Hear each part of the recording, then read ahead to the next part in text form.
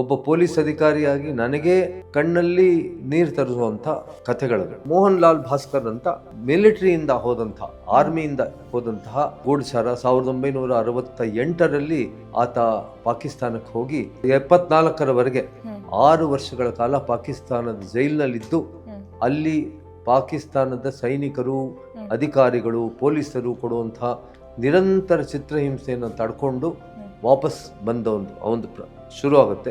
ಹೆಚ್ಚಿಗೆ ಪೋರ್ಷನ್ ಅವನದಿದೆ.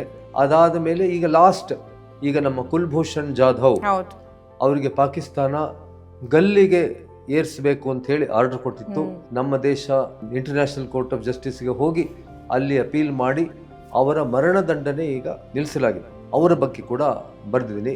ಇನ್ನು ಕೆಲವರು ತಮಗೆ ಕೆಲವು ಸವಲತ್ತುಗಳು ಸಿಗಬೇಕು ಅಂತ ಹೇಳಿ ಒಂದು ಗುಂಪು ಮಾಡ್ಕೊಂಡು ಹೋರಾಡ್ತಿದ್ದಾರೆ. ಕೆಲವರು ಸಾಲಗಾರರಾಗಿ ಬೇರೆ ಬೇರೆ ರೀತಿಯ ರೋಗಗಳು ಬಂದು ಆಸ್ಪತ್ರೆಯಲ್ಲಿ ದುಡ್ಡು ಕೊಡೋಕ್ಕೆ ಆಗದೆ ಮರಣವನ್ನು ಅನುಭವಿಸಿದ್ದಾರೆ. ಇಂಥವ್ರು ಯಾಕೆಂದ್ರೆ ಅವರು ವಾಪಸ್ ಬಂದ ಮೇಲೆ ಅವ್ರಿಗೇನು ಯಾವ ರೀತಿ ಗವರ್ಮೆಂಟ್ ಸವಲತ್ತು ಸಿಗೋಲ್ಲ. ಹೌದಾ? ಅದೇ ನನ್ನ ಪುಸ್ತಕದ ತಿರುಳು.